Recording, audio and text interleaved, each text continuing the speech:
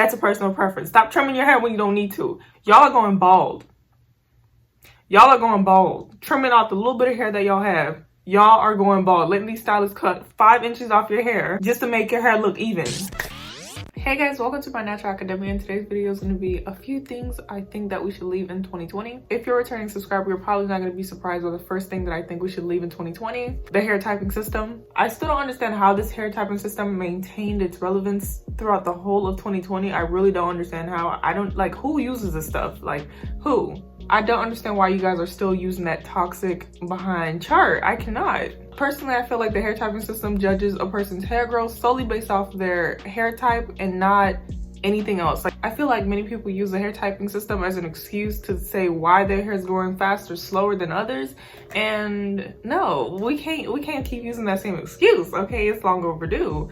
If your hair is not growing, you're doing something wrong. It's not because your hair is 4C. It's not because your hair is 4B, and it's not because your hair is 3A. You're doing something wrong. Personally, I feel like the hair typing system has caused more division in the natural hair community more than anything. Like, that's probably where texturism or texture discrimination comes from. That's where that whole ordeal comes from the hair typing system. There would be no texturism, or not as bad as it is today, if the natural hair typing system wasn't a thing. If we didn't differentiate or categorize different hair types into different subsections, there would be no texturism. We categorize each curl pattern into different subsections, and then we associate different curl patterns to specific things. Like, for example, and I know you guys are gonna know where I'm coming from. Say, for example, if someone's hair is not dry or brittle or ashy, their hair is not 4C. If somebody's hair falls in the category of a 3C and up, then they're not part of the natural hair community. And I just don't think that makes any sense. Personally, I don't feel like I have loose textured hair, but I do feel like sometimes we can be very dismissive to the issues that looser hair textured people tend to face on a day-to-day basis. We feel like the tighter the texture, the harder it is to take care of, or in my opinion, I feel like the tighter the texture, the easier it is to take care of because it requires less manipulation.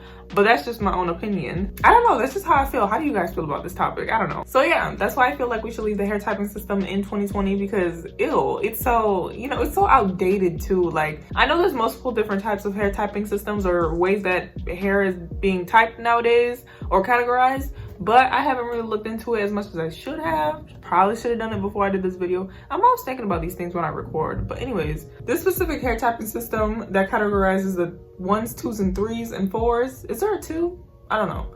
That categorizes the 1s, 2s, 3s, and 4s. That's one I feel like should be thrown away.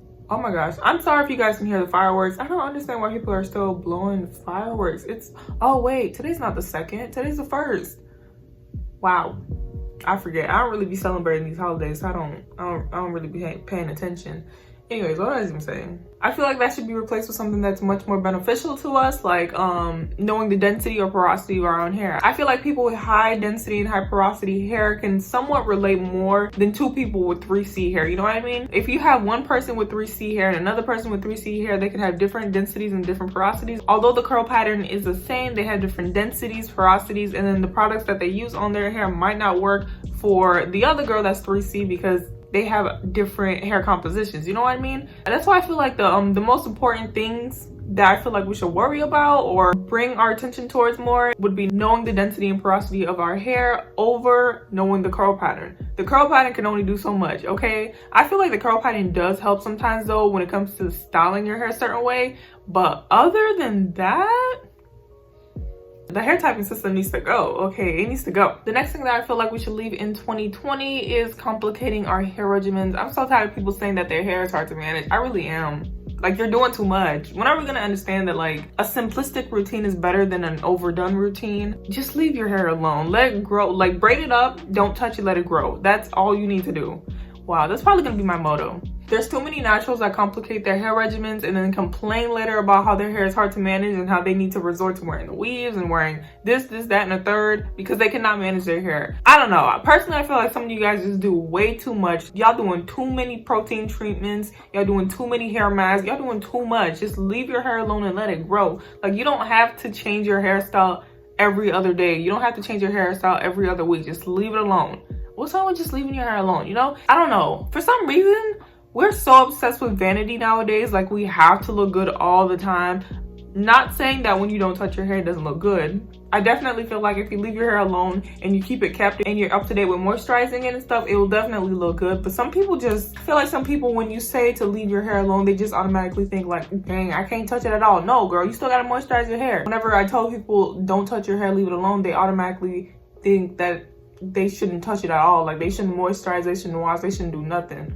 No. When I did the 6-month hair growth experiment, I washed my hair and I moisturized my hair in between. I didn't just leave my hair sitting in braids for 6 months. First of all, that's disgusting, and that would have made my hair fall out. So I made sure to moisturize my hair every 2 to 4 weeks because sometimes I was getting a little lazy, and I washed my hair in between. One time though, because low manipulation hair growth experiment is what the name of the challenge was called. So I had to treat it as such. Anyways, I would really appreciate it if in 2021 we would simplify our hair routines. Like I feel like if we would simplify our hair regimens as a whole, you know, in this natural hair community, if you feel that you are a part of it, even though I did say I hated the natural hair community a couple videos ago.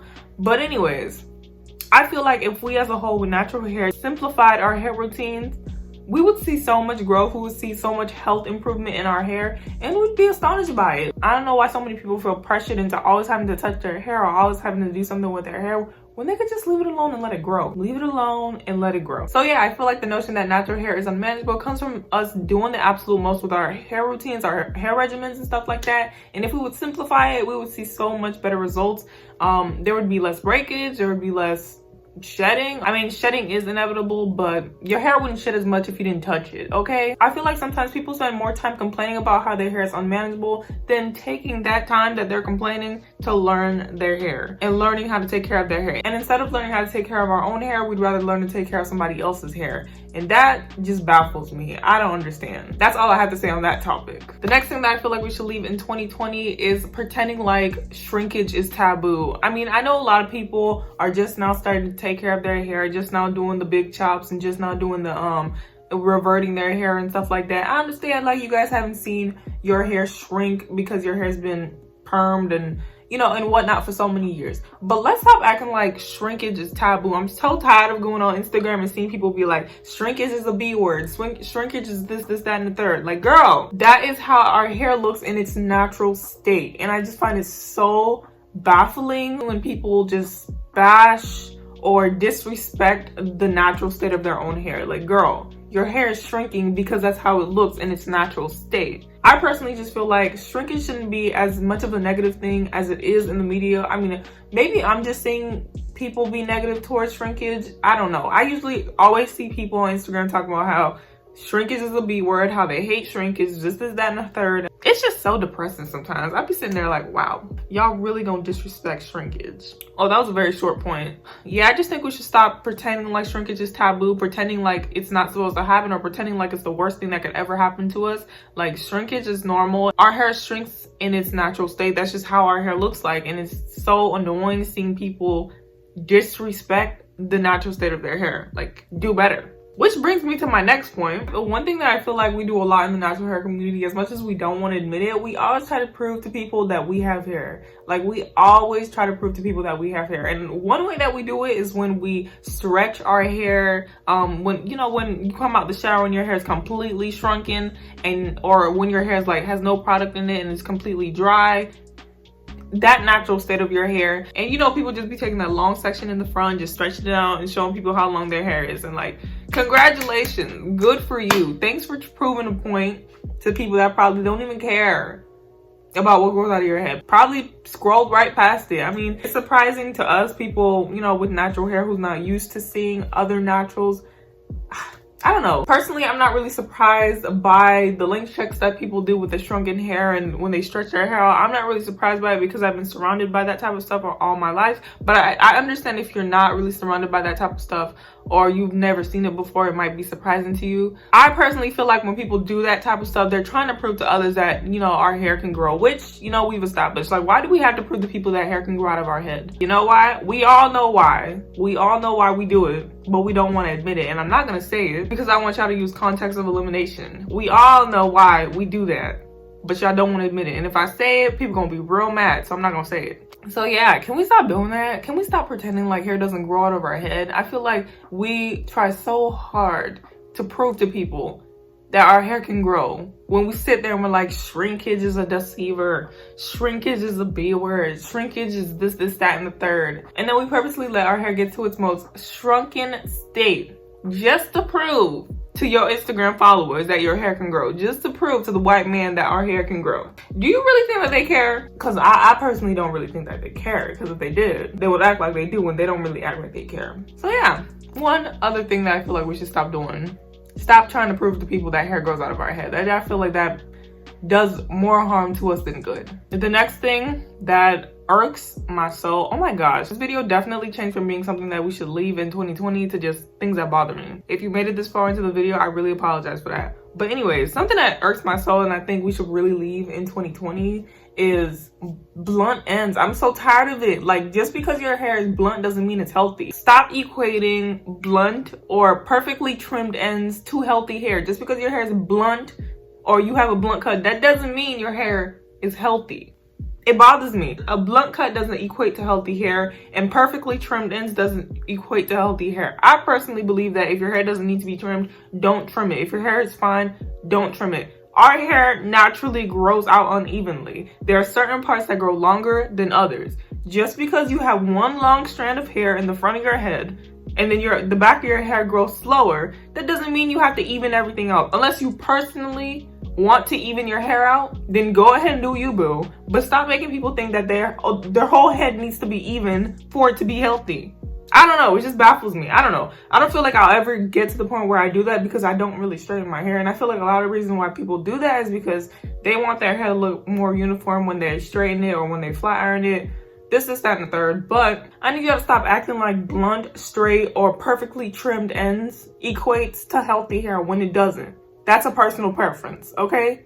That's a personal preference. Stop trimming your hair when you don't need to. Y'all are going bald.